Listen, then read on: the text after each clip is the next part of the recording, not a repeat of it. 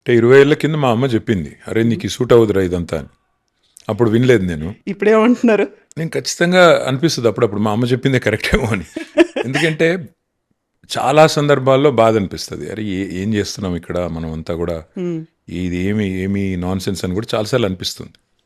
But కొన్ని సందర్భాల్లో మనం చేసే పని వల్ల, మనం గవర్నమెంట్లో ఉన్నప్పుడు ఫర్ ఎగ్జాంపుల్ మనం చేసిన ఒక పని వల్ల కొంత మేలు జరిగినప్పుడు చాలా చాలా సంతోషం అనిపిస్తుంది. ఇవాళ ఉదాహరణకి ఇవాళదే ఎగ్జాంపుల్ చెప్తాను. ఇవాళ నేను రాజేంద్ర నగర్ నియోజకవర్గంలో ఒక సభకి వెళ్ళాను. సభకి వెళ్తున్నప్పుడు నేను, సబితా ఇంద్రారెడ్డి గారు, నాతో పాటు ఇంకా ఎవరో కారులో ఉన్నారు. ఒక అమ్మాయి పరిగెత్తుకుని వచ్చింది, మేము ట్రాఫిక్లో కారు ఆగింది, ఒక అమ్మాయి పక్క నుంచి పరిగెత్తుకుని వచ్చింది. వచ్చి తలుపు కొడితే, డోర్ కొడితే తలుపు తీస్తే ఎప్పుడు వస్తారన్నా మళ్ళీ మీరు అని గట్టిగా, అంటే ఆ ఇమోషన్ కానీ ఇంకోటి కానీ, అమ్మాయి కళ్ళలో నీళ్లున్నాయి. అమ్మాయి పేరు కల్పన. ఆ వీడియో కూడా మా డ్రైవర్ తీసాడు అనుకోకుండా. అమ్మాయి ఉంటుంది, ఎప్పుడు వస్తారన్న మళ్ళీ మీరు అంటే, ఎప్పుడు వస్తారంటే నన్నని కాదంటుంది, కేసీఆర్ గారు ఎప్పుడు వస్తారు తిరిగి అని. అంటే ఆ రకమైన ఆప్యాయతను మనం పొందగలిగినప్పుడు, నిన్నటికి నిన్న ఈ పక్కన మా నందినగర్లో, మా ఇంటి పక్కనే ఉండే, ఇక్కడ నుంచి వస్తున్న రోడ్డు మీద ట్రాఫిక్ జామ్ అయింది. అక్కడ కూడా ఒక అమ్మాయి పరిగెత్తుకుని వచ్చింది, నా పేరు లక్ష్మి, నేను కూరగాయలు అమ్ముతాను, మళ్ళీ మీరే రావాలా, మీరు నాకేం ఇవ్వకపోయినా పర్వాలేదు. అది కూడా మా వాళ్ళు ఎవరో వీడియో తీశారు. నేనేమంటున్నా అంటే, ఇలాంటివి జరిగినప్పుడు, ఇలాంటి అనుభవాలు కలిగినప్పుడేమో చాలా సంతోషంగా అనిపిస్తుంది, తృప్తిగా ఉంటుంది. మొన్న ఒక అబ్బాయి సడన్గా నాకు మెసేజ్ చేసినాడు, సార్ నేను టీ హబ్ వల్ల లాభం పొందాను, ఇప్పుడు నేను ఫోర్బ్స్ 30 under 30 అంటే 30 years కంటే తక్కువ ఉన్న దాంట్లో నేను అత్యంత ప్రభావవంతమైన వ్యక్తుల పేరులో నా పేరు వచ్చింది, మీకు వచ్చి థ్యాంక్స్ చెప్పాలి అన్నాడు. రమ్మన్నాను. వాళ్ళ నాన్నగారిని తీసుకొని వచ్చినాడు. వాళ్ళ నాన్నగారు పాపం చాలా అమాయకంగా ఉన్నాడు. ఏం చేస్తుంటారు మీరు అన్న. వాళ్ళ నాన్నగారు ఒక వెల్డర్, ఒక కూలీగా పనిచేసేటోడు. వాళ్ళ కొడుకు 27 ఏళ్ళు 2022లో స్టార్టప్ పెట్టాడు. 4 ఏళ్లలో he's become one of the most influential people according to Forbes. 30 under 30లో ఉన్నాడు. So when he was thanking me, ఎంత సంతోషం అనిపించిందంటే, ఓహో మనం చేసిన ఒక ఎప్పుడో చిన్న ప్రయత్నం ఒక పిల్లోడికి లాభం జరిగింది. ఇవాళ ఆ తండ్రిని అడిగాను నేను, మీ కొడుకు చెప్తుంది ఏమన్నా మీకు అర్థమవుతుందా అని.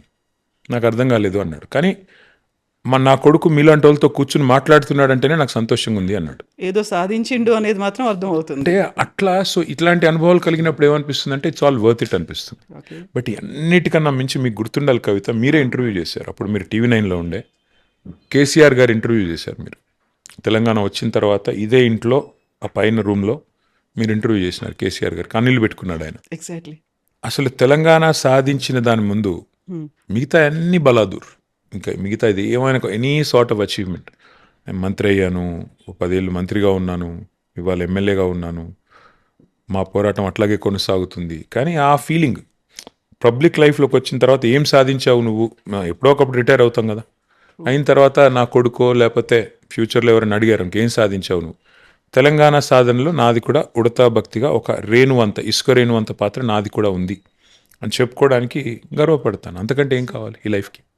కాకపోతే అమెరికాలో మీరు చేసినటువంటి ఉద్యోగం కావచ్చు, మంచి శాలరీ, ఎవరైతే ఒక కల కంటారో అట్లాంటి ఒక లైఫ్ను వదిలిపెట్టి ఫర్ ద ఫస్ట్ టైం ఇక్కడికి ల్యాండ్ అయినప్పుడు కేసీఆర్ కొడుకుగా మిమ్మల్ని చూశారు. ఒక రాజకీయ అరంగేట్రం చేస్తున్నప్పుడు అప్పటికే ఒక కాకలు తీరినటువంటి నేతలు ఉన్నారు, తలలు పండినటువంటి చాలామంది సూపర్ సీనియర్లు అందరూ ఉన్నారు. వాళ్ళ ముందు కేసీఆర్ కొడుకు కేటీఆర్ అనేది మాత్రమే ఉంది.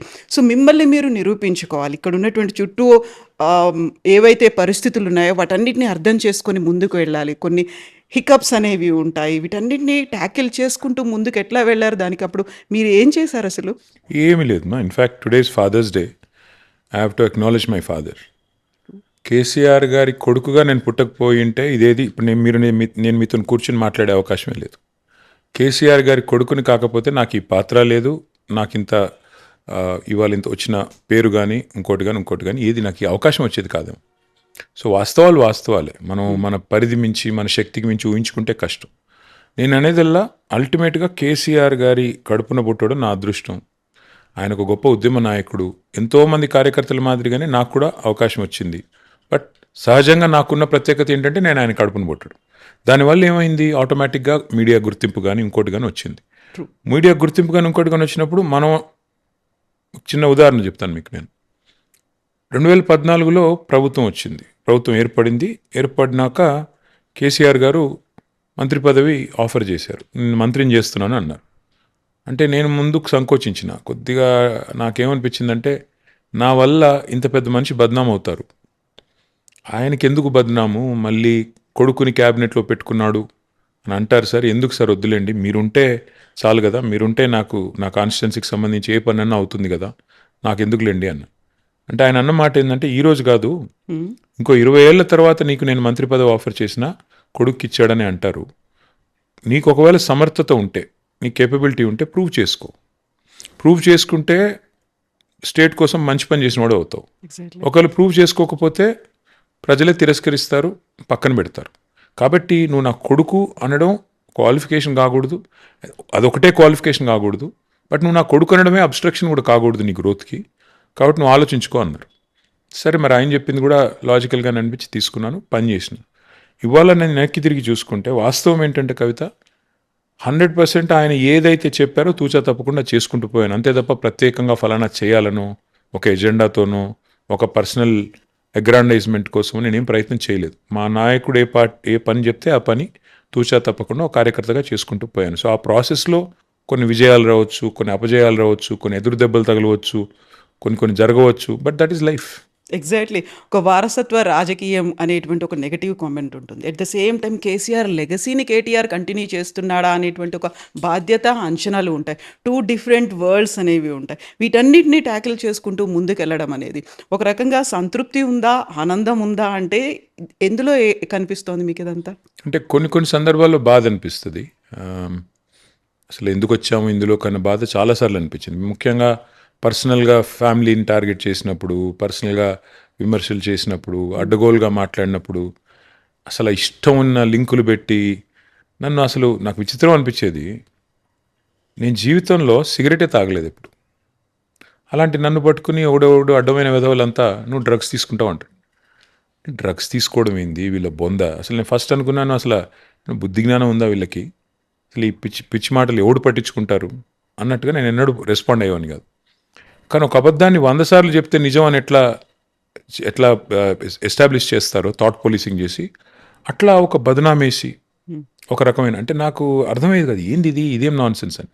తర్వాత లేని లింకులు అంటగట్టి ఎవరో హీరోయిన్ల ఫోన్లు ట్యాప్ చేశాడు, ఏదో చేశాడు. అసలు నాకు అర్థం కాలేదు, ఎక్కడ చేశాము, ఎవరిని చేశారు, ఎవరితో హీరోయిన్లతో ఇష్టం ఉన్న సంబంధాలు అంటగట్టి సోషల్ మీడియాలో దుష్ప్రచారాలు చేస్తుంటే, వాళ్ళ కాపురాలు కూలడానికి కూడా మీరే కారణము అనే ఒక మాట అదే అన్న, అంత చండాలమైన మాటలు స్వయంగా మంత్రులే మాట్లాడుతుంటే, ముఖ్యమంత్రి గారు మాట్లాడిస్తుంటే అర్థమయ్యేది కాదు ఏంది ఇది, ఎందుకు వచ్చాము ఈ దరిద్రంలోకి అని. అప్పుడప్పుడు ఆ బాధ ఉంటుంది.